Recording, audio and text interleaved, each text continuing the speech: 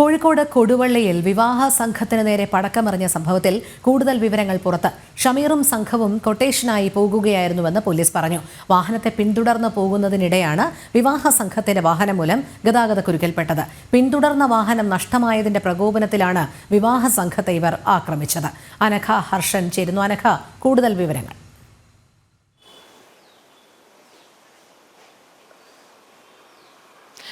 ഇന്നലെയാണ് ഈ ഒരു സംഭവം ഉണ്ടാകുന്നത്. വിവാഹ സംഘം സഞ്ചരിച്ചിരുന്ന ബസ്സിന് നേരെ കൊട്ടേഷൻ സംഘാംഗമായ ആട് ഷമീറും അജ്മലും അസീസ് എന്നിവർ 3 പേരും ചേർന്ന് ഈ വാഹനത്തിന്റെ ഗ്ലാസ് അടിച്ച് തകർക്കുകയും ഈ ബസ്സിനുള്ളിലേക്ക് പന്നിപ്പടക്കം എറിയുകയും ഒക്കെ ചെയ്തിരുന്നു. ഈ സംഭവവുമായി ബന്ധപ്പെട്ട കൂടുതൽ വിവരങ്ങളാണ് ഇപ്പോൾ പുറത്തു വരുന്നത്.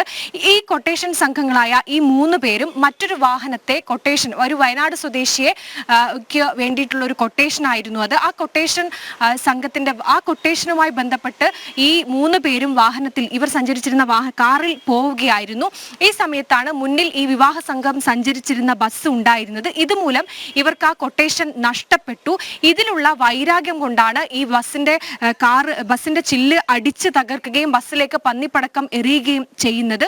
മാത്രമല്ല, ഈ പ്രതികളെ പിടികൂടിയത് പോലീസ് അതിസാഹസികമായാണ്, സിനിമ സ്റ്റൈലാണ് എന്ന് പറയാതിരിക്കാൻ കഴിയില്ല.